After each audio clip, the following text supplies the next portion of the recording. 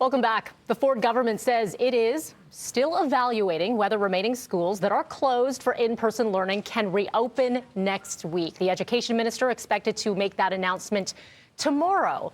But frustrations for students, parents, educators continues. Ontario NDP education critic Merritt Stiles joins me now with more on what she believes the province should be focusing on ahead of a return to in-person learning and to do it safely. Good morning to you, Merritt. Good morning. Obviously, you've been very outspoken since the beginning, before schools even opened up, to say we need X, Y, and Z. Well, those X, Y, and Z, a lot of it is still not in place. So as we wait for this announcement tomorrow, what do you say needs to be done, especially in these hotspot zones, to be able to do this safely? Well, I mean, first of all, let's just say everybody wants children to be back in schools, but we do need to make sure it's safe so that we're not constantly closing, for one thing. So we need to have a broad asymptomatic testing program in all of our schools across the province. That's essential, and the government has yet to put that in place.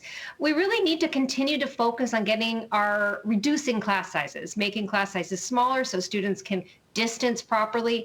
And I think what's really critical actually is that we need to provide families with some sort of paid sick leave, care leave, so that if a child isn't well or is showing symptoms, they can make the choice to stay home if they don't have that protection at work.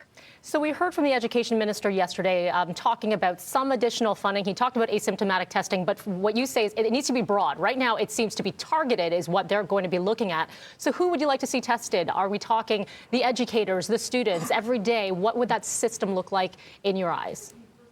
Yeah, we need to have a system in place that allows for the testing of staff and students, first of all. And it does need to happen beyond just simply the hotspots. I mean, I hear from parents in lots of parts of this province where we haven't seen significant outbreaks, but we're seeing some cases now.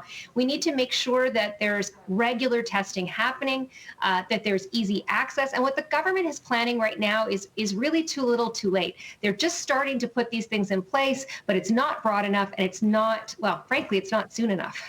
One of the questions that keeps coming up, Merritt, is the idea of metrics. We weren't hearing them before. What is the threshold? What is the number for when we can say, yes, kids, you can go back to school? We heard some number thrown out yesterday by Dr. David Williams, but it still needs a little bit of clarification on what that means for certain jurisdictions and public health units. So for you, what would you say that metric should be to be able to say, yes, you can go back? I think that we do have to defer, there's no question, to public health experts to determine those metrics. What's been very frustrating, I think, and what I hear from parents and students and staff all across the province is we have no idea really what that metric looks like, and we don't understand why it is that the government has one metric that seems to work for one region and not for another. And so there's a lot of inconsistency and a lack of clarity. And I think that's more than anything what people are looking for is some sort of a sense of, okay, where do we have to get to be in a position where schools can safely reopen? And I think along with that metric, we need those other measures in place. Otherwise, again, we're going to be reopening schools. We may be putting staff and students at risk, but certainly we're facing the potential for further lockdowns. Last thing we want is for kids to go back and have to come on back and forth. That creates so much more of a mess. Listen, I'm one of those people waiting on that announcement, trying to figure out if my child's going to be going back as well. But what do you anticipate is going to be happening tomorrow? Do you have an inside scoop on what we might hear? Well, I mean, I'm like anybody. I'm waiting to see what they're going to do too. I have one child still at home doing high school, and we are, like all parents, eager to move kids back into school because we know it's the right place and it's better for so many students. This online thing is not working for many, many students in our province. So it's very important. But I think tomorrow, I feel like what we're going to probably hear is that things will stay on schedule, but they won't be decisive because we're still waiting to see whether or not cases increase, what this new variant means. So I think I take everything with a grain of salt at this point. We will be watching that announcement. Merritt Stiles, appreciate your time this morning. Thank you. My pleasure. Thank you.